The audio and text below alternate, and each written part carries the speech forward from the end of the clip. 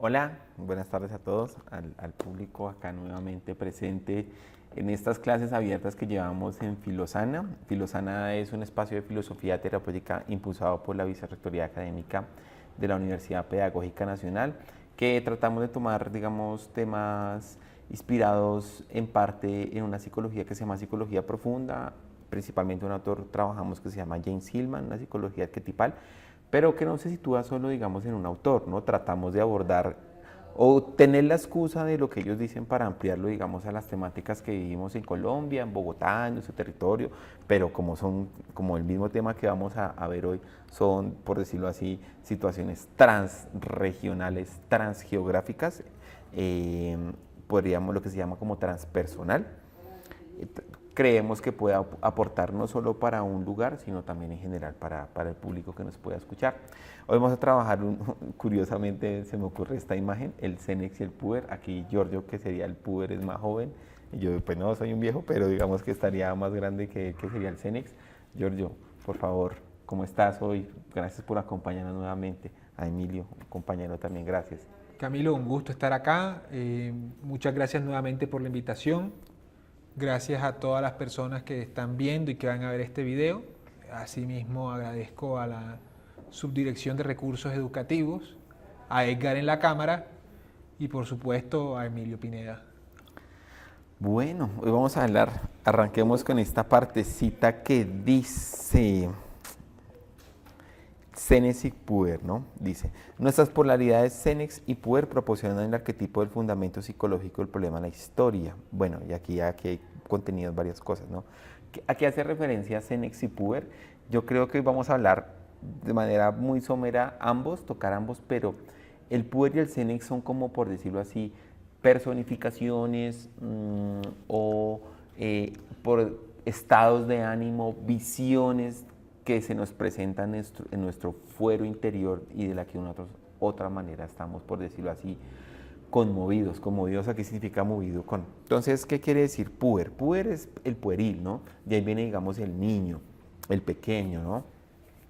Que otras veces conoces a una persona y dices, mira, él se ve muy pueril, es grande, pero se ve pequeño, o sea, pequeño en su manera de comportarse, ¿sí? Y a su vez pasa el contratipo, digamos, que es el cenex, que es el viejo, y viene senitud, senilidad, ¿no? Entonces es como estas dos polivalencias psíquicas, cómo nos habitan. Por ejemplo, no sé si te pasó a ti, Giorgio, que estando niño, seguramente cuando eras niño ya pensabas lo que podías hacer cuando eras grande, como que ya en la niñez se proyectaba el viejo que ya quiero ser, ¿cierto? O sea, porque ya el cerebro lo empieza a habitar en uno. Y es bien bonito también cuando uno habla con las personas mayores, dicen, claro, el niño que yo fui. Entonces, son como dos presencias anímicas que de una u otra manera nos habitan. El puer, digamos que James Hillman toma en cierto sentido el puer. María von Franz, una psicóloga especialista en psicología analítica, la heredera, digamos, dorada de este psicólogo Carl Jung, trabajó un texto que se llamaba El Puer a Eternos, que para sintetizar básicamente, ella decía como el hombre contemporáneo, el hombre en cierto sentido burgués, eh, por las comodidades que le venía dando el entorno, como que no desarrollaba unas, es que no caer como en categorías sociales, pero como que no se desarrollaba un estilo de vida en el cual el adulto se podía hacer dueño de su propia vida, sino que tenía cosas pueriles del niño, del puer eternos. Entonces decía, es un adulto, que es adulto, ¿cierto? Pero también como pareciera ser que este arquetipo puer eternos se está presentando en este momento en la historia de una persona que es adulta y que de una otra manera como que no asume su adultez y sigue siendo como un niño, ¿sí? Y es muy pues, no sé, pues, chistoso y curioso porque muchas terapias psicológicas dicen hay que salvar el niño interior, hay que rescatar el niño interior, libros, conferencias, talleres de ese niño, ¿no? Y seguramente no es algo que alguien se lo proponga, porque ¿qué pasa? En la lectura arquetipal no es que alguien se proponga ver el mundo así, sino que en este momento la historia es como si se presentara el mundo así. Es como si para los adultos, en general muchos, se presentaron un mundo en el que decían, tiene que ir a escuchar a su mundo, a su niño interior, ¿no?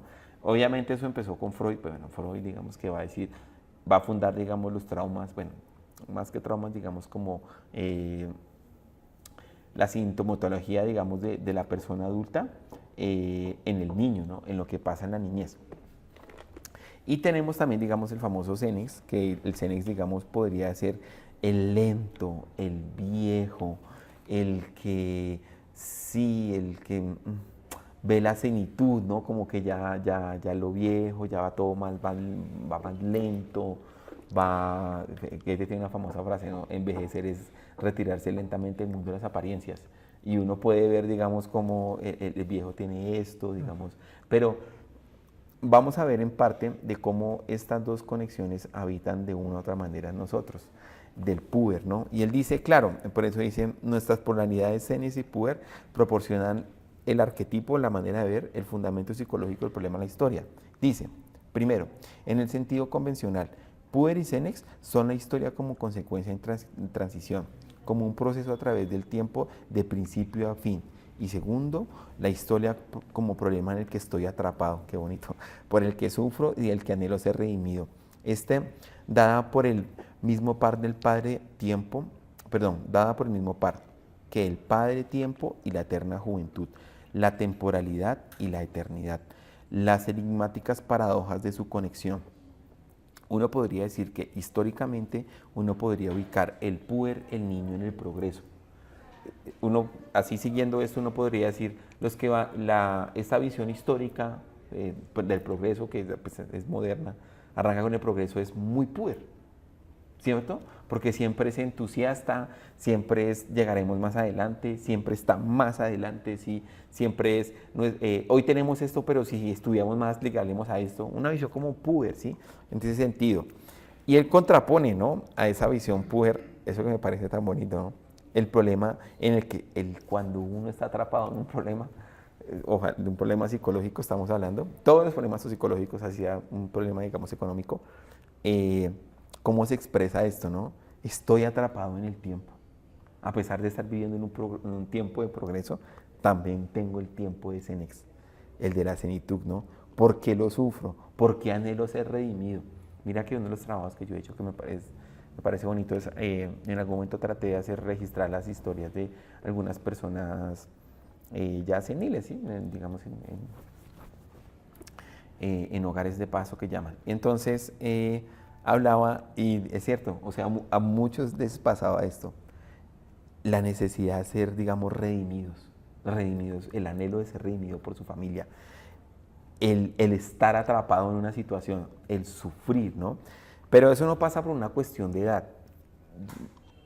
Uno podría decir, cuando hemos escuchado en consulta, o lo que se escucha en consulta, inclusive cuando uno va a consulta y uno dice, hombre, ¿cómo estoy atrapado en esta situación, ¿no? Y no puedo salir? Y son estas categorías, Xenex y puber, que nos siguen habitando. ¿Tú cómo lo ves que estás en la etapa puber, Giorgio? Mire, es un tema bien confuso, interesante, porque ya nada más desde la organización social tenemos esta mirada de los enfoques diferenciales. Y hay dos enfoques diferenciales, entre muchos más, que son etarios. Tercera edad en adelante, el Xenex, y también tenemos los puber. Claro, sí. O sea, juventudes de adolescencia, infancia, primera infancia, que de alguna forma en esta sociedad, si bien son importantes y tienen un enfoque diferencial, por otra parte ya en la toma de decisiones y digamos que en la vida activa constante son relegados, ¿sí? Porque ya o son muy viejos para ser de alguna forma, digamos, productivos, o muy jóvenes para ser verdaderamente productivos. Entonces ahí hay una mirada de este problema. Pero ahora vamos a eso que comentaste de el ser siempre joven. El puber eterno, sí. Hay dos autores que lo abordan de una forma bien interesante, con miradas críticas y también desde los picos y los valles, o sea, tanto con una mirada histórica como una mirada geográfica. Uno de estos es Robert Redeker, los dos son contemporáneos. Robert Redeker, filósofo francés, y el otro es Alain Badiou, Badiou, que sí. Zizek dice que es el nuevo Platón, pero bueno, esa es su postura, Sí. que en su libro sobre vida verdadera, la vida verdadera. Y Badiou de una forma un poco más ensayística nos dice que ya se acabaron los rituales, o no se acabaron, pero cada vez merman esos rituales de pasar de la juventud a la adultez. Entonces por eso se ve como esa dificultad de aceptar ese nuevo rol, o más bien de dejar el rol del puber. Pero eso está en la cultura harto, un montón. Un montón, pero Sí. ahora ya digamos el estudio más arqueológico que realiza Robert Redeker. Robert Redeker es bastante curioso nada más con su figura. Entre las cosas curiosas que él tiene es que él era profesor de secundaria, pero por sus posturas él vive oculto. O sea, él es protegido por la policía francesa y nunca, no se sabe dónde vive, siempre cambia de sitio porque grupos extremistas islámicos lo amenazaron de muerte. Entonces él realiza toda esta arqueología y ve que ahora hay una cuestión del juvenismo. Y es que vivimos en una etapa donde el Cenex ya se ve como algo terrible, ¿sí? Algo a donde no tenemos que llevar. Y no solo juvenismo de vernos jóvenes, o no vernos jóvenes, sino de sentirnos jóvenes o joviales, sino juvenismo en el que, no sé, de pronto personas de 50 años, lo que no está mal, si nace de sí mismo, pero lo que sí pasa y que puede ser un poco chocante es que sin ser algo que les nace se visten como jóvenes o se meten a 4 tratamientos para ver si logran ser jóvenes y tienen actitudes de jóvenes, no porque les nazca, sino impulsados para seguir en esta rueda de mecanismo. Lo que a su vez denota un problema. Si estos nunca entran al Cenex y siguen en el puber, pues no hay recambio generacional. Y entonces, ¿qué pasa con el puber que debe tomar su lugar? Bueno, entonces ese es el problema más profundo que se está viendo. Y él hace una contraposición bien curiosa, ya que hablaste de la modernidad, con Austria en siglo XVII, XVIII, que ahí se vivía la parte contraria, que todavía hay culturas que se viven, no culturas occidentales, que hay un culto a la vejez. Sí, claro, el anciano es sagrado. El anciano es sagrado, como todo, lo cual personalmente me parece muy valioso, pero pues puede llegar a ese error de no vivir la etapa. Entonces ya sería un Cenex a la fuerza, que pues también conlleva a que no sea un Cenex real, un Cenex que se vuela todas las etapas. Entonces, por supuesto, ya solo viéndolo desde lo ontológico, pero también desde lo social, es necesario que tratemos estas temáticas, es necesario que las abordemos. Y como todo esto es todas estas clases que hemos hecho nosotros son unos rizomas, hablando al estilo de Leji Guattari, todos los temas que hemos hablado van de la mano. Y este problema de no reconocer el puber, el ser, de ese desbalance que se está formando, es también una forma de cerrarnos a otras posibilidades, a otros mundos posibles. Sí, mira que se parece mucho a lo que tú estabas diciendo. Dice, el compromiso debe cortar las alas y ata los pies, mientras que Saturno está encadenado a través de sus compromisos. El fortalecimiento del yo construye en el inconsciente una sombra revolucionaria desapegada que aplastaría a todos los grilletes, porque el yo fuerte tiene la sombra fuerte, el brillo crea su propia oscuridad. Y eso es muy cierto. En este camino el compromiso mundano tiene como objetivo separar el puber de su propio eje vertical. Refleja una personalidad Cenex que no ha separado lo parental de lo arquetípico y por lo tanto está amenazada por su propio hijo, su propio falo y su propia poesía. Es lo que tú nos decías, ¿no? Que de otra manera, digamos, si el compromiso, digamos, debe cortar las alas a los niños, ¿no? Pues al puber. Entonces, esta cuestión de cómo el puber, es que el puber tiene una cuestión bien bonita y bien significativa. Claro, y el puber siempre tiene, digamos, ascenso hacia lo espiritual, ¿no? O hacia lo atemporal. tú lo decías, ¿no? O sea, y vivimos en una cultura en la cual, digamos, se vive siempre en eso, como uno dirá, pues no sé, pues, como lo hemos mencionado, pues no tenemos nada contra eso, pero bueno, la persona que le gasta tanto tiempo ahí al gimnasio, digamos, con su puber, digamos, es que el puber tiene eso, esa cualidad de vivir casi como que en lo atemporal. Por eso es que, claro, Saturno, o el Cenex, ahorita vamos a ver un poco de Saturno, es el que viene y lo baja a tierra, ¿no? Es el que le dice, bueno, tú ya no estás tanto para eso, sino tú tienes que estar es para otra cosa. Y de una otra manera, digamos, como que el puber, digamos, se asemeja mucho a esto. Hay una cita que no encuentro porque es lo más de bonita, pero bueno, digamos que el puber es aquel que tiene como esas alas espirituales, es aquel que como no todavía no encuentra como lo que lo ancla definitivamente, tiene la capacidad de estar volando. Por eso se nos dice también hasta en la cultura popular, ¿no? Hay que tener, digamos, sueños y seguro que eso pasa. Mira que uno hablando a veces con algunas personas mayores, siguen teniendo sueños, pero no sé, sueños de soñar sí, pero también siguen sueños de seguir realizando como una vida espiritual, a pesar de que su cuerpo fisiológico como que los limitara. El puber es esa capacidad que tiene siempre de acceder al espíritu y por eso es siempre nuevo. O sea, por eso alguien, digamos que... Por eso esas dos polaridades, ¿no? Porque el viejo sueña con el puber, pero se lo sueña también, o sea, se sueña en su niñez, eso es una cuestión muy interesante. Las personas bien adultas sueñan mucho con su niñez y a su vez, los que están conectados como con esa parte espiritual, por decirlo así, están todavía como llegando, van como a ese reino eterno y vuelven. Y eso lo puede ver mucho en personas, digamos, que están con una actividad que es una actividad espiritual. Una historia famosa es la de Einstein, ¿no? Se dice que Einstein era un tipo muy jovial, se dice que Einstein era un tipo como muy puer, era un tipo como que en su manera de comportarse seguía siendo como muy pueril, pero era un genio, ¿no? Pues es un genio de las matemáticas y de la física. Entonces, yo tengo entendido que, digamos, en su lecho de muerte, el tipo siguió haciendo cálculos matemáticos.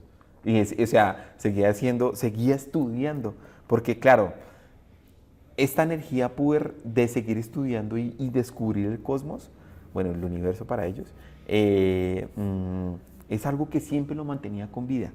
El puber tiene esta cuestión, ¿no? El puber tiene esta manera, digamos, de poder conectar con aquello que está siempre allá. Ay, es que no encuentro si lo pudiera decir tan bonito como lo dice Hillman, pero él cita... A ver, no, dale. Bueno, yo tengo una pregunta acerca de la sexualidad, cómo sería manejada tanto en el puber como en el Cenex, digamos desde la visión de Hillman. Uy.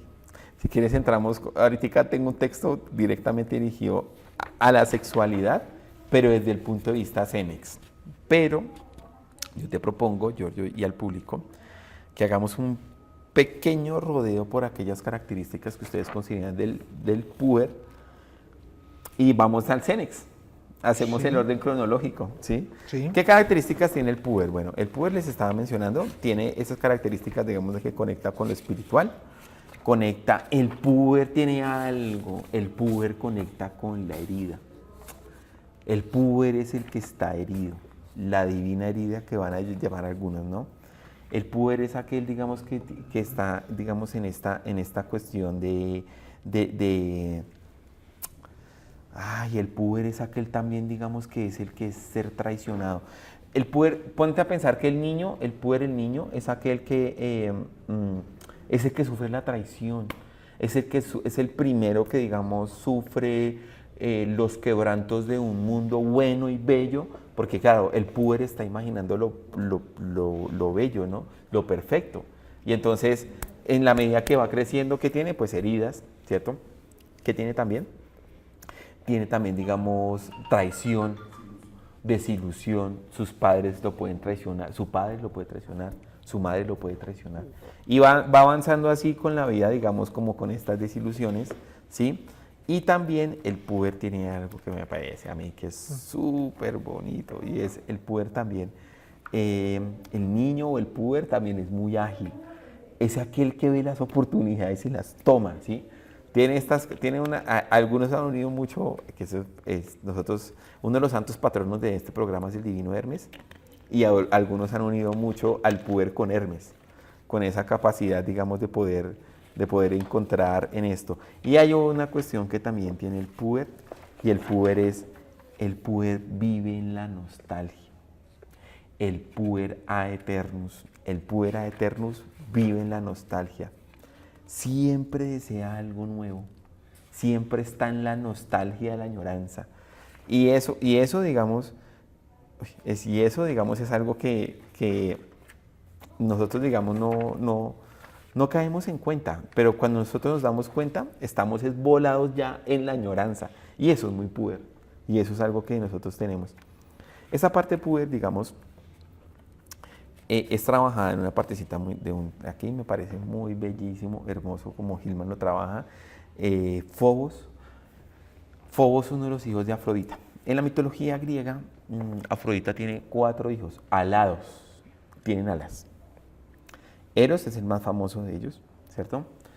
Eros es el dios del amor, ¿sí? Es un niño. Por eso el que se enamora, que es bien bonito, ¿no? El que se enamora llegan y dicen, es que hace cosas de un niño, se comporta como un niño o una niña, ¿cierto? Tiene también su contraparte que es Anteros. Anteros en un mito, Eros no crecía. Entonces Afrodita fue y le preguntó, creo que si no estoy mal, Artemisa, y le dijo, bueno, ¿y cómo hago para que no crezca Eros? Que es que Eros no crece. Entonces ella le dice, pues tiene que tener su contraparte, tiene que tener otro hijo. Entonces Afrodita tiene, digamos, a Anteros, entonces ya Eros veo su rival y ahí sí empieza a crecer. Y los dos luchan por una rama de olivo. Entonces Anteros también se considera como el vengador de Eros.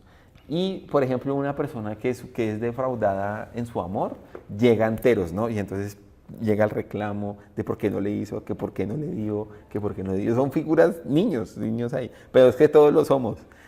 Está el otro, Hímeros, que Hímeros uno podría decir que es el capricho. Hímeros es la necesidad del otro ya. Es otro alado, otro niño alado. El que tú sientes la necesidad del otro ya, el caprichoso, ¿sí? El hímeros, cuando una persona está muy caprichada con algo, es este alado, este otro puer, el hímeros. Y el otro, el que digamos, el otro es el Phobos se llama, o Potos. Eso es el otro hijo de Afrodita, que es el que siempre está ubicado en la nostalgia. Es ese anhelo nostálgico que no puede ser, digamos, consumado por nada. Una de las características puer son estas, digamos, ese puer que de una u otra manera siempre anhela, siempre está, digamos, anhelando, ¿sí? Que es súper bonito, ¿no? Mira, aquí es que Gilman lo dice mejor, dice, es que lo dice muy lindo. El anhelo de Odiseo no es por la madre, sino por su hogar, ni por su isla natal. Ustedes han visto o han notado, muchas gracias. Gracias. ¿Tienes esta agüita aromática? ¿Tienes agüita aromática? Ven. 2, por favor. ¿Ustedes han sentido en su vida, tú, Giorgio, un momento de tu vida en el que tú dices, me siento extraviado, anímicamente hablando? Sí, claro. Seguramente, ¿cierto? Claro. ¿Sí? Muchas de esas experiencias en las cuales uno está extraviado, mitológicamente se ubican con Odiseo. En la Odisea, recordemos, en la Odisea es la que sigue después de la Ilíada, cuando Odiseo es de hecho, es uno, digamos, de los personajes más astutos de la Ilíada, pero es uno de los personajes que no iba por ninguna gloria. Diomedes, digamos, Diomedes, ¿de dónde viene Diomedes Díaz?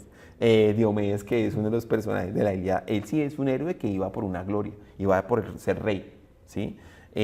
Varios iban por glorias, Aquiles iba por la eternidad, ¿sí? Entonces, Odiseo no. Odiseo fue un tipo que más o menos le tocó ir. Y entonces, tiene muchas vertientes, ¿cierto? Pero Odiseo requiere revolver, ¿no? Y entonces, porque por ibris o exceso o soberbia, digamos que soberbia a los dioses, pues o soberbia, digamos, a A su Poseidón. propio ser, Sí, claro. a Poseidón, si no estoy mal. No, no le da no le da. Entonces le dice, manda a Eolos y dura 20 años navegando. No Y le dice lo reconoce. siguiente, pero estamos contando este mito para que lo ubiquemos en nosotros personalmente. Dice, el anhelo de Odiseo no es por la madre, sino por su hogar y su isla natal. Calipso y Origa, después de todo, podrían satisfacer todas sus necesidades libidinales, incestuosas y renegados que un marinero errante jamás podría imaginar. Pero Odiseo todavía suspira, sufre por su hogar, la gran cama redonda de Penélope. La nostalgia surge de una separación de mitades, una conjunción perdida. Nuestra cuestión de deambular nuevamente se ha pasado de estar perdidos a buscar a Eros. Y una cuestión que tiene mucho el puber, y por eso son figuras míticas que nos acompañan, es este deambular, de tratar de buscar esta conjunción perdida, de buscar a Eros. Muchas gracias, Saiti. Entonces, ay, es que tiene tantas cosas, pero entonces digamos como que el anhelo es siempre, digamos, a ese exilio de la cual nosotros fuimos lanzados. Uno podría decir que hay una historia similar en la Biblia con Adán y Eva, salidos del paraíso. A Odiseo en cierto sentido le pasa lo mismo. Y cada vez que estamos en este anhelo, estamos en esta nostalgia, estamos tratando de llegar allá, a ese anhelo que siempre buscamos. Y yo ahí tengo una pregunta.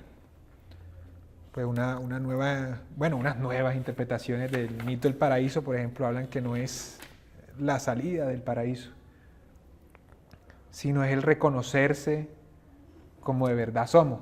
O sea, de verdad se dieron cuenta ahí que estaban desnudos y expuestos. No es necesario este anhelo como parte, digamos, del crecimiento tanto personal como colectivo. Lo que pasa es que el anhelo acá es anhelo por algo que no se va a conseguir en el tiempo. O sea, digamos, por más que tú lo trabajes en el tiempo, no lo vas a lograr, porque aquí es el anhelo de lo esencial. Entonces, aquí lo esencial, es que eso es difícil de traducir, pero aquí lo esencial es aquello que no está en el tiempo. Por ejemplo, estamos buscando siempre el amor y porque, digamos, si el amor siempre, si es una experiencia que se encuentra de una vez por todas para toda la vida, ¿por qué fracasamos tanto? O porque o porque no era eso, ¿sí? O la pregunta entonces también no sería como haciendo la parábola de la zanahoria y el burro. ¿No Más o sería la menos. zanahoria que nos tiene andando en vez de un objetivo o algo a lo que queremos llegar, sino algo lo que nos pone a andar? Claro, lo que pasa es que aquí, Ok.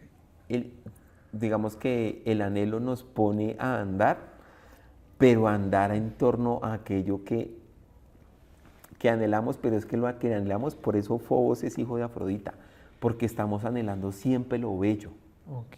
¿sí? Entonces por eso no tiene que ver con que yo me vuelva mejor persona ni nada de eso, ¿sí?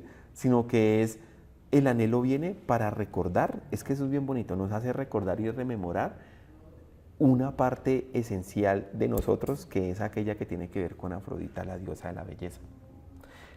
Y es cierto, uno siempre que tiene nostalgia, es nostalgia por lo bello. Siempre.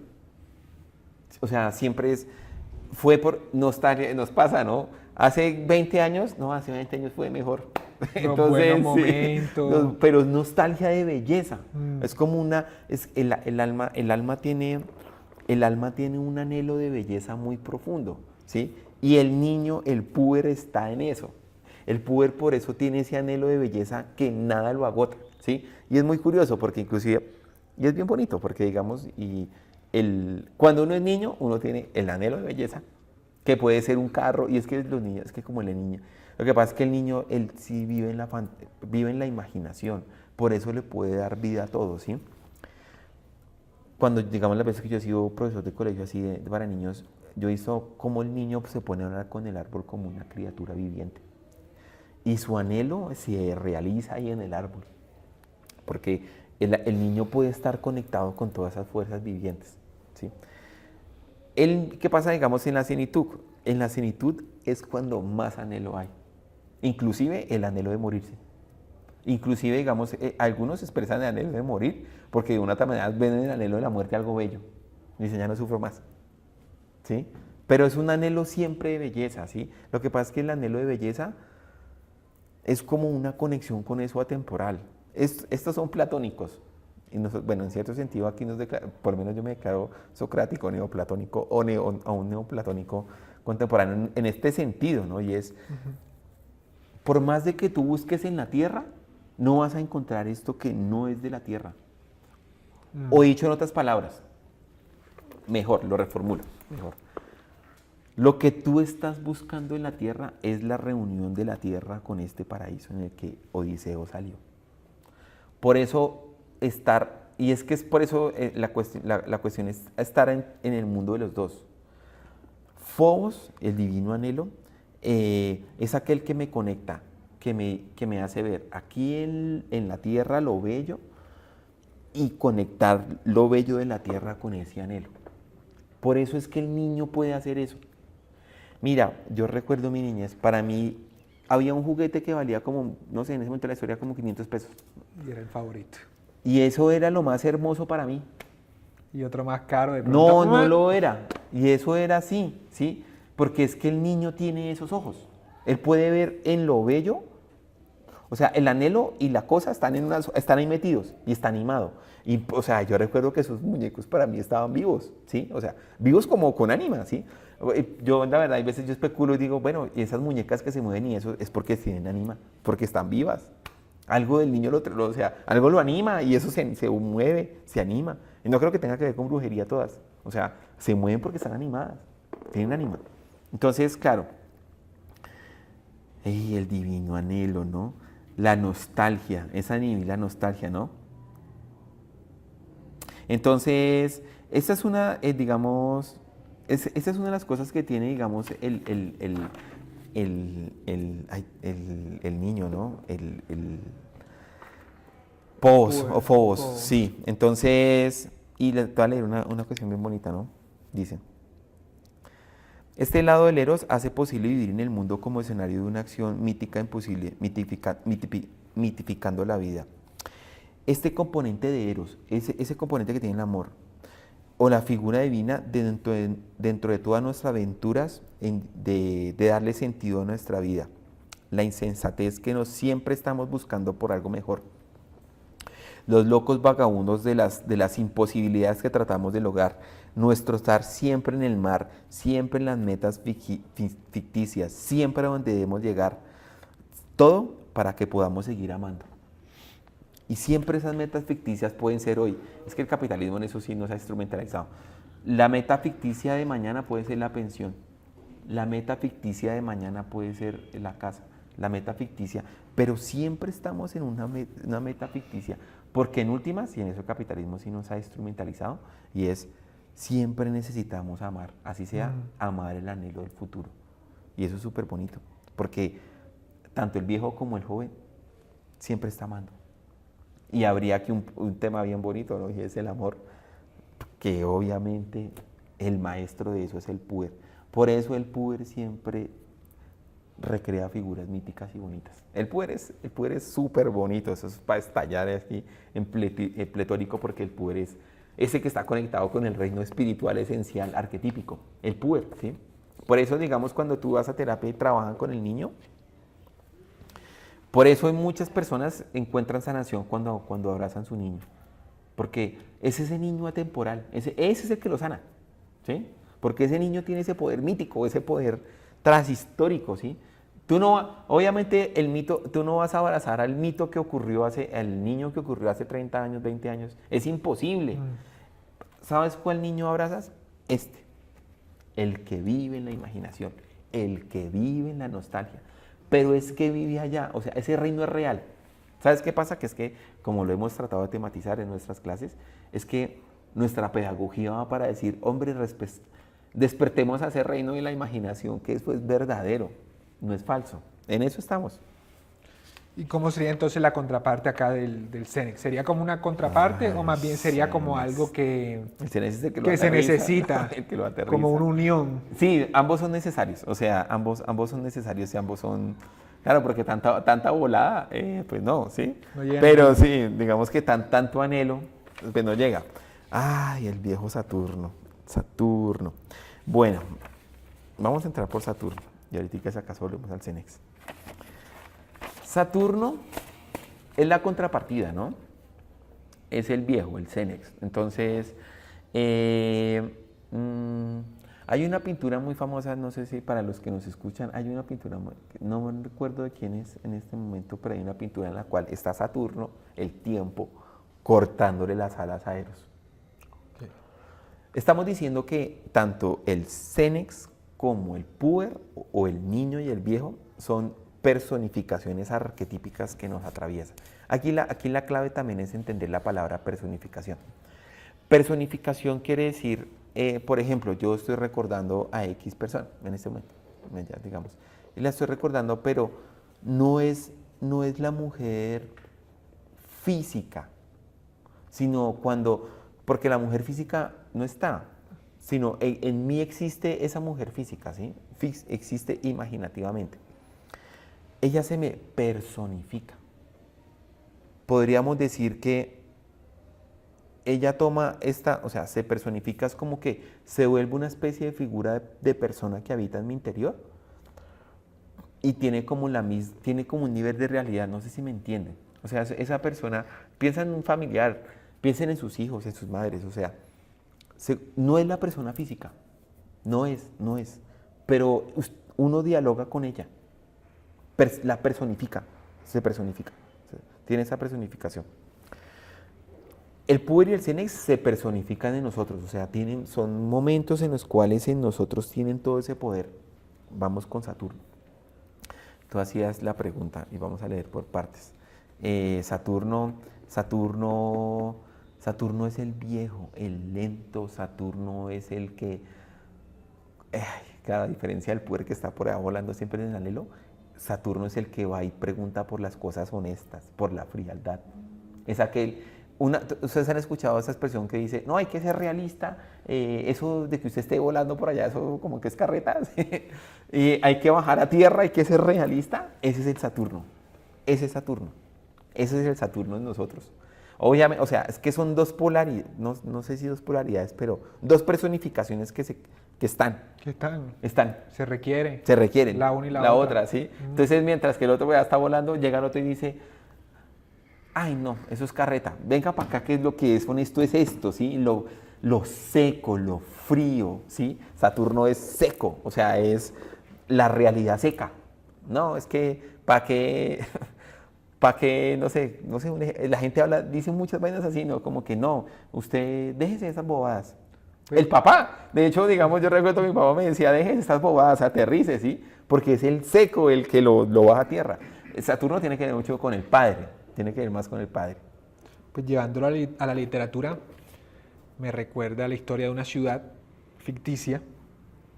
Pido disculpas, no me acuerdo el nombre de la ciudad. Tan lindo, sí. Que la ciudad era, por decir, o tú me corregirás la analogía, como el Puber. Y era una ciudad que era fanática de lo nuevo. Ah, claro. Tanto así que todos los días tenían que destruir todo. Pero es que nosotros vivimos ahí. Y cambiar todo. Todos los días. Entonces, hoy nos dormimos en esta cama la botamos. Hoy todo lo botábamos todos los días, todo tenía que ser totalmente nuevo.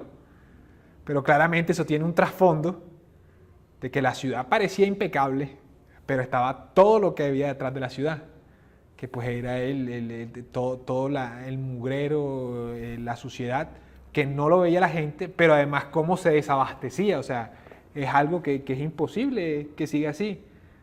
Que hace falta esa conservar, por decirlo de alguna forma, porque si no, se acababa todo. Claro, el conservador la figura, pues, el conservador en política es Saturno. En política es Saturno. Pero mira, y eso que tú decías no sé tampoco la obra literaria la he escuchado, pero nosotros vivimos desde ahí. O sea, ¿en qué consiste la obsolescencia programada? ¿Por qué esa vanidad mira, tenemos una vanidad y eso es muy puer, ¿sí? Y es comprar algo nuevo y mostrarlo. Y es pura vanidad puer, puro puer. O sea, es que eso no es una obra literaria, no es ficticio. Bueno, aquí hay algo bien interesante, ¿no? A lo que hemos apuntado varias clases. Es que lo ficcional, muy Borges, ¿no? Lo ficcional es lo real. O sea, lo que termina moviendo el mundo material son ficciones. Ficciones que funcionan. Como muy Nietzsche, ¿no? Metáforas que funcionan.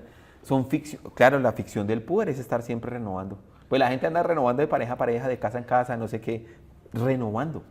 Pero entonces me gustaría hablar también de la ficción del Cenex. Sí, vamos para allá. Y sus peligros. Por ejemplo, hay una película, no me acuerdo era el nombre, que es contemporánea, o sea, es como del año 2008, 2009.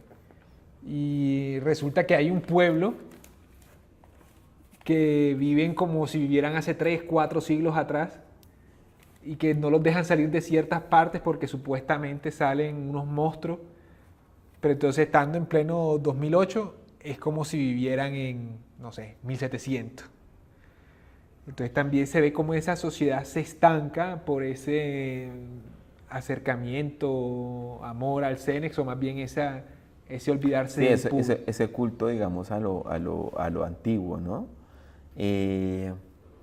Lo que pasa es que son como cuando arrancamos a leer, decíamos que Hillman nos planteaba que el puer y el Cenex son polaridades que, digamos, dicen, bueno, aquí lo tenemos, son polaridades que proporcionan el arquetipo y el fundamento psicológico de nuestro problema en la historia. Porque claro, si estamos dando cuenta, tú citas un ejemplo histórico, o bueno, un ejemplo, digamos, ficcional en el cual una sociedad vive a partir, digamos, de patrones Cenex. Es que ha pasado. La Edad Media uno podría decir, y por eso unen al dios cristiano con Saturno. Colombia con la Constitución del 86. Son muy Cenex. Son posesiones arquetípicas en las cuales la persona está poseída por lo conservador, lo cenitud, lo que da seguridad. Una diferencia entre el Cenex y el puer es que el puer se vota. El Cenex es, no, esto es seguro. ¿Sí? Esto es así. El puer no es tan guerrero, el Cenex sí. El Cenex es más guerrero, más... No busca la guerra, pero sí forma murallas en las cuales, si es necesario la guerra la hacemos con violencia.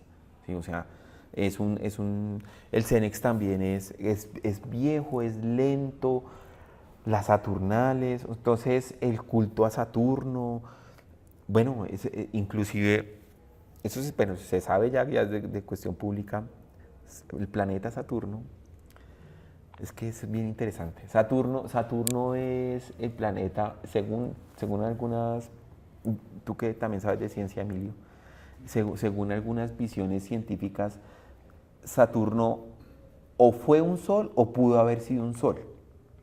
¿Sí? Y entonces Saturno, en la mitología griega, ¿quién es Saturno? Saturno es el dios del tiempo. Por eso cuando nuestros estados de ánimo, cuando son muy de Saturno, son muy de límite. Saturno limita. Ese es el que le corta las alas a Eros. Entonces, por eso viene y limita. Le dice a usted, no. No, que usted quiere irse, no sé qué, va a volar, que tiene el gran proyecto y llega algo. Llega, pero necesito un préstamo. Y al préstamo le dicen, no. ¿Y cuál es su sensación? De caída y de corte. Y no, y límite, y límite, y límite. Y Saturno también tiene que ver con algo. Saturno es el dios de la melancolía. Es aquel dios. Por eso el tiempo nos pone melancólicos. No sé, yo creo, no sé, creo que hay estudios en los cuales para ciertos países, ciertos días son saturninos. Y para nuestra comunidad, pues de pronto porque es el día de descanso, entre comillas, el domingo es el día saturnal. Totalmente. Es el día saturnal, entonces mucha gente se siente deprimida un domingo. Triste, aburrido, levantarse tarde ya está mal. Entonces sí, porque es como estas posiciones arquetípicas de las cuales nosotros no podemos salir. Traje un texto, digamos que lo pueden encontrar, si no es de mi autoría, lo vamos a subir en nuestro blog. Estaba rotando en nuestro espacio, pero ya no está. Traje un texto que dice, que va con la pregunta que nos hacía el compañero Emilio, el amigo acá. Saturno, melancolía, sexualidad y alma, cuando el tiempo se vuelve pesado. Y arranco así, dice, ¿alguna vez has sentido que el tiempo se vuelve denso, como si todo a tu alrededor se plegara hacia adentro? Eso es Saturno. Saturno, el planeta, también tiene una cuestión bien interesante y es, los anillos de Saturno se supone que son porque él devoró planetas. Al igual que el mito, también devoró sus hijos. De pronto Saturno ese allá que está girando, Devorador. el devorador, sí. No, y se sabe que devora asteroides, o sea, que los devora, se los traga así. Cuando llega Saturno en nosotros, ¿a dónde nos replegamos? Hacia adentro. ¿Y qué se devora? Nos devoramos a nosotros mismos. Saturno tiene que ver mucho con la sexualidad también. La persona que ha hecho el amor y empieza a besar al otro devorándolo, eso es muy saturnino también. Se lo quiere tragar, devorar. Saturno quiere comerse sus frutos. No sé si les ha pasado que cuando usted cocina, fruto de su trabajo, usted se lo quiere devorar. O sea, por ejemplo, por eso es que cuando uno trabaja y recibe el sueldo, quiere gastarse algo para devorárselo. ¿Sí? Eso pasa mucho, ¿sí? O sea, eso pasa mucho porque es devorador, Saturno devora y hasta traga, ¿sí? Entonces, dicen, si lo notas, nuestros pensamientos, que son imágenes en las que habitamos psíquicamente, nos llevan a momentos de pesadez existencial, a desasosiego. Son momentos en los que reflexionamos en la muerte. Saturno tiene que ver con el tiempo, lo limitado y lo finito, y por eso Saturno nos pone en la finitud, el límite. Por eso le corta las alas. Mientras que el poder puede vivir eternamente, le dice, no señor, usted baja a tierra. ¿No? Dice, son momentos en los que reflexionamos sobre la muerte, la fugacidad de la vida y en una realidad que se revela más lenta, honda y una dimensión profunda. En estos estados de ánimo, en la mitología, la alquimia, la astrología e incluso la filosofía han estado asociados a un dios, el dios del tiempo. Esta vivencia tan humana como misteriosa puede entenderse como una manifestación del dios Saturno en nuestros estados de ánimo. James Hillman, en este libro que estamos exponiendo hoy en esta charla, en su libro El puber y el Cenex, describe los arquetipos o manifestaciones psíquicas que habitan en el alma, el niño puber y el viejo Cenex. Saturno representa este último, el dios del tiempo lento, de la melancolía, y tú lo mencionaste, del orden. Tengo una pregunta. En la mitología romana, el dios Saturno es derrocado por su hijo. Zeus. Entonces, eso llevándolo al puber y al Cenex, que querría saber si estamos destinados a ser eternamente púberes y que Saturno va a ser siempre derrocado. Es que en la mitología griega el que derroca a Saturno es Zeus. Entonces en la mitología griega, Zeus, ¿te acuerdas, no? Entonces Zeus, Saturno está casado con Rea, entonces un día envuelve a Zeus, no sé qué, y entonces lo guarda y tal, y entonces Zeus después va y ataca a Saturno, pero entonces saca a sus demás hermanos, ¿sí? Entonces va sacando a sus hermanos. Y entonces Zeus puede derrotar a Saturno cuando tiene sus demás hermanos y cuando los vencen la famosa titanomaquia, porque Saturno dio a dioses y a titanes. Entonces son titanes, entonces interpretados psicológicamente, fuerzas titánicas en ti son como una ira desmedida, titánica. Inclusive algunos dicen las armas nucleares son fuerzas titánicas, fuerzas desbordantes, ¿sí? Desbordantes. Entonces Saturno, siendo el dios del tiempo, ¿cierto? Que digamos que es derrocado por uno de sus hijos, más o menos podríamos decir que no es que estemos siempre condenados al puber o al cenex, ¿cierto? Sino que en cierto sentido, y en eso sí es como muy griego, muy platónico, uno podría interpretar, digamos, Zeus y la corte de los dioses olímpicos como un equilibrio interno, como un equilibrio de aquellas fuerzas que pueden estar, ¿sí? Entonces, sino que a veces llega Saturno, pero es que Saturno tiene una región tiene una región del cosmos, es el dios del tiempo. del tiempo, casi nada. Del tiempo cronológico. Y ahí viene Cronos, ya viene cronología. Ah, que mi tiempo cronológico fue tal. Cada vez que estamos así, estamos invocando a Saturno. Entonces, tengo dos preguntas. Teniendo en cuenta eso, ¿sería alguna forma de decir que Zeus dirá que hasta que todo acaba? Y por otra parte también, Kairos, Es el tiempo, el periodo perfecto. el tiempo perfecto, ¿también tiene que ver con Cronos o...? Kairos tiene que ver con Kairos tendría más con el puer. O sea, Kairos tiene que ver más con aquel momento preciso que el puer utiliza y agarra. Ese es un tiempo preciso, un momento en el cual se agarran las cosas.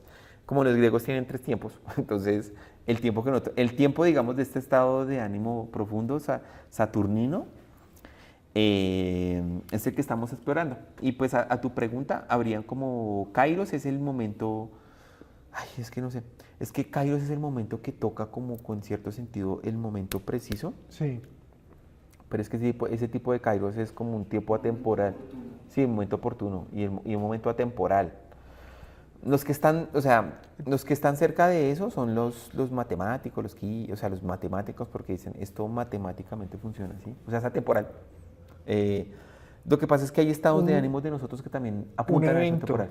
Un evento. Un evento. Un evento, ¿sí? Tú dices, esto es atemporal. O sea, un momento preciso donde ocurrió algo. Pero entonces, digamos, yendo ya al lado mitológico, alguna forma esa victoria de Zeus podría decir Sí, fue un Kairos. Fue un Kairos. Fue un momento elegido perfecto. y Sí. que ese tiempo lineal también tiene su Sí, caducidad, por así. sí, lo que pasa es que lo chévere de todo esto es que uno se da cuenta que uno vive en un tiempo cíclico, Ok. no en un tiempo lineal. Lineal, no.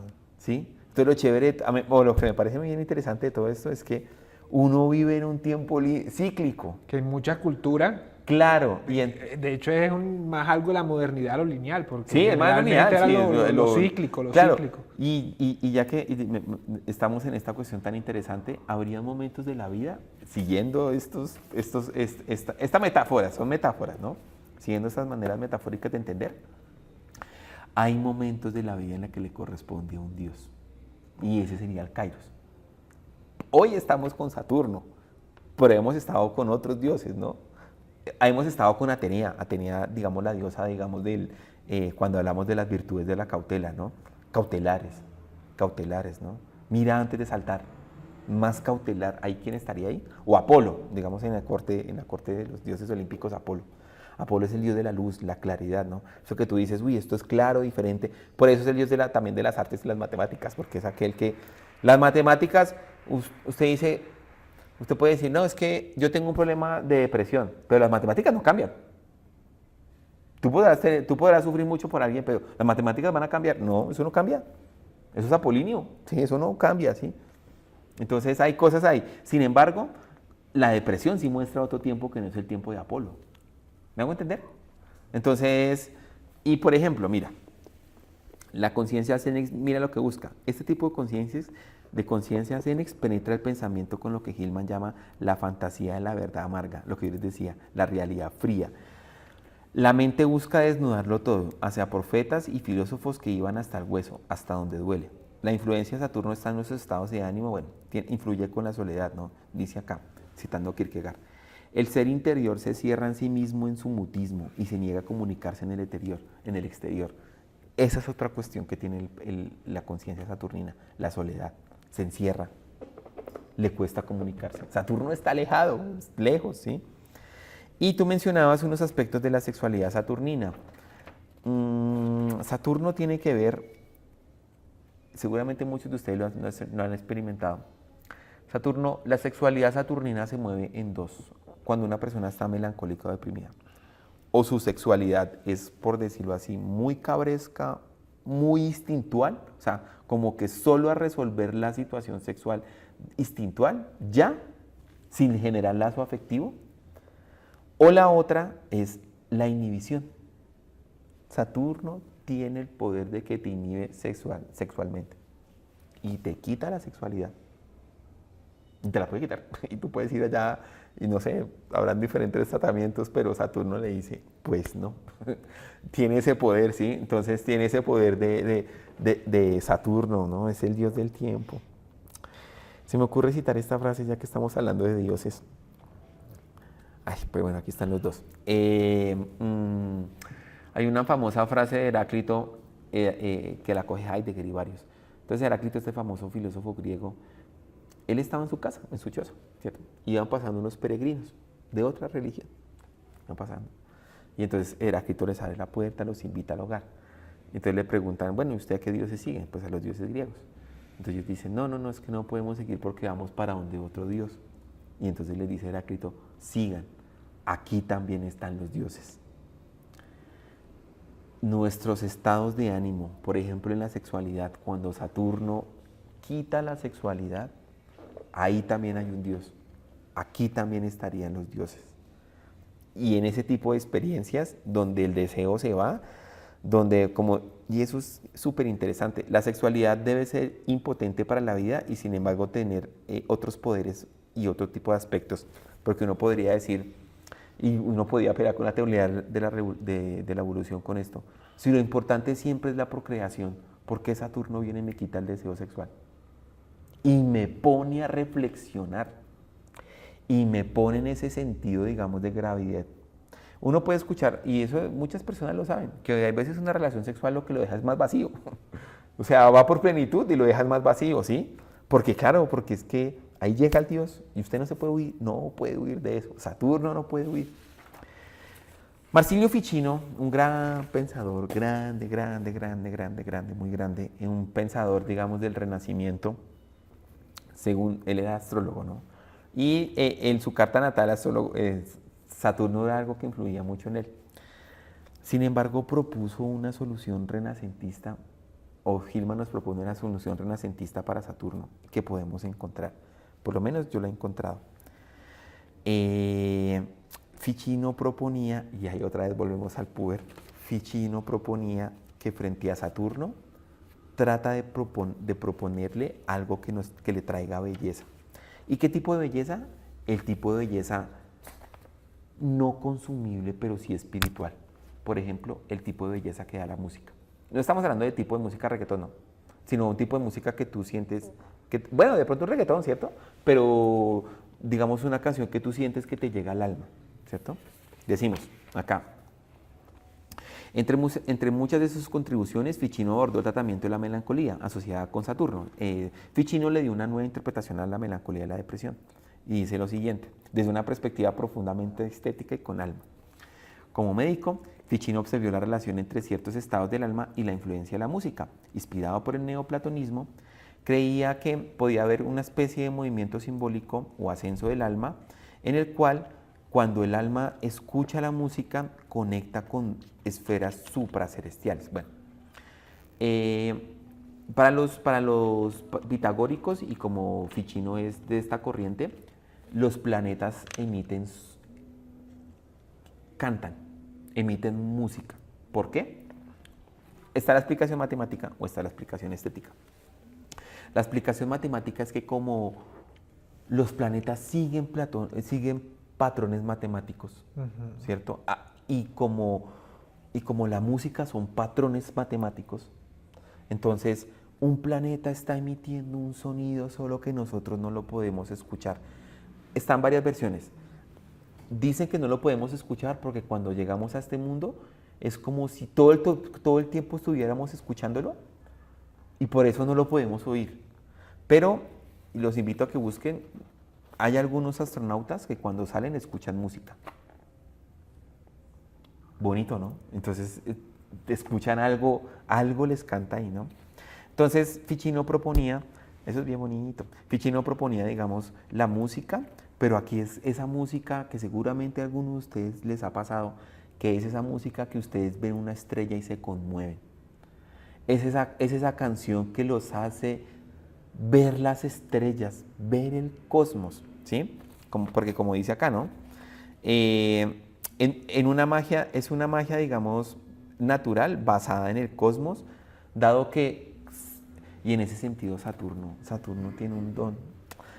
La melancolía tiene un don. Saturno y el don de la melancolía.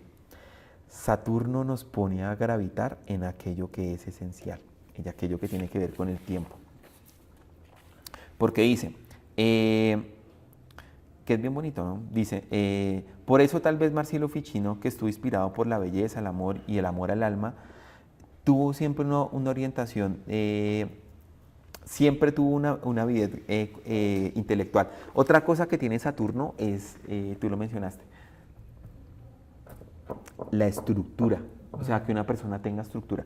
Miren, ¿no es curioso que por eso muchas personas que van a terapia, por eso los ponen a que hagan una tarea y una rutina, una estructura? Saturno es así, o sea, el de los límites, Saturno le pone a usted límites, ¿sí? Por eso, digamos, una persona que pasa por alcoholismo, algún tipo de vicio, ¿qué es lo primero que lo pone a hacer? Una estructura rutinaria. Eso es así. Ese es Saturno. Es que Saturno también rige nuestras terapias. Entonces, claro, dice, porque en términos de ideas y de acuerdo a su devoción, con los dioses clásicos, Ficino estuvo relacionado con esto, ¿no? Y termino con esto, y ahorita con otra frase. Por eso tal vez muchos de nosotros encontramos en la música un alivio para nuestras aflicciones, en un descanso, en medio de la tristeza, bailamos, lloramos, recordamos, a veces solos, a veces en un bar, en nuestra cama mirando el techo, o simplemente contemplando las estrellas. Por eso tal vez, al alzar la mirada hacia las estrellas, sentimos una voz que nos consuela. Una luz visible que transmite otra luz invisible, de la que emana la belleza divina que se expresa en un canto, en las músicas de las esferas, la misma que según Plotino habita en el alma del mundo, esa que denominamos como Afrodita. ¿Y sabes por qué estamos siempre en anhelo? Porque anhelamos nuevamente el reino de Afrodita, el reino de esa belleza que está aquí, pero que necesitamos ojos para volver a verla. Tal vez en esta discusión larga, un poco deambulante como el puber, faltó estructura saturnal, pero como el puber, hicimos este deambular por el puber, por Saturno, por la melancolía, y por estas figuras que de una u otra manera nos pasan.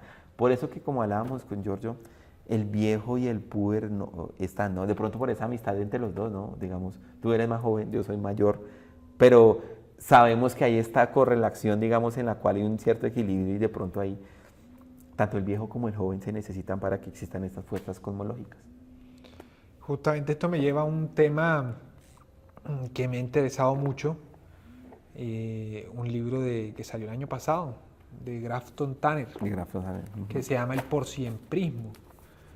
Ay, qué bonito ese nombre. Sí, pero sí. Él lo cuenta como algo peligroso, y es ese anhelo constante a un pasado anhelado, porque muchas veces no existió. Entonces vemos movimientos políticos que se basan en eso. Voy a citar dos: Make America Great Again, MAGA, Trump. MAGA, sí, claro. O sea, nada más el nombre lo dice, volvamos a hacer como antes, hagámoslo grande otra vez. Claro, pero esa es una visión Cenex, ¿sí? Y tenemos esta mirada de Milei, también, que él dice de volver a una Argentina de 1800. Sí, cuando Argentina fue potencia. Cuando sí, fue potencia. XIX. Pero realmente tampoco era una potencia, ni definió el cambio, ni el camino del mundo. Hablando de una potencia importante, pero digamos, no, sí, hace de momento no. Entonces, él nos cuenta esto, pero también nos los cuenta en la cotidianidad, como con el reencauche, la moda retro, que son cada vez más fuertes. Pero haciendo también una relación con ese que también, o sea, si bien hay un mandato del Cenex ahí, en contraparte también hay un mandato del puber. Es que son, por eso, son como dos figuras que se toman. Que se toman porque de alguna forma no queremos decir, bueno, sí, lo viejo no está mal, pero tenemos que crear cosas nuevas, sino no, es volvamos atrás cuando yo era el niño, cuando yo era el joven, cuando yo era... Aquí, digamos, la cuestión es que de una u otra manera, digamos, Yo creo que la cuestión es saber identificar cuál de las dos personificaciones estamos para que no la literalicemos, porque el peligro, digamos, de lo que tú acabas de decir, de política y eso, es cuando se literaliza, cuando es literalmente volver, digamos, a la Argentina del siglo XIX, literalmente volver digamos, a la Estados Unidos republicana. De los 50, ¿Sí? de los... No, o sea, no porque, o sea, ya es imposible. El asunto es que el inconsciente tiene esa magia increíble de literalizar lo imposible. Sí, para atrás nunca se va a regresar. No, en ya es ese imposible, sentido. ya es imposible, ¿sí? Es como también decir, volvamos a ser indígenas todos, no, eso es imposible, eso ya es imposible. Y también que tenía sus problemas, ¿no? Claro, pero sí nos puede inspirar. Ok. Y nos puede inspirar para una visión, tal vez, como siempre lo decimos acá, una inspiración en la que atienda a lo bello, lo justo y lo bueno, que a eso atiende el puber. Y entonces sí podríamos hacer un ejercicio, obviamente pues sería diferente para cada quien y tal, pero se podría hacer como una especie de ejercicio para contrabalancear esos puber y ese Xenex. Claro, se supone que en terapia, pero también lo puede hacer uno. Y es como balancea eso en su personalidad. Y el problema es ese, no literalizándolo, pero lo bonito del anhelo, y de pronto porque soy una persona como muy poseída por eso, pero el anhelo es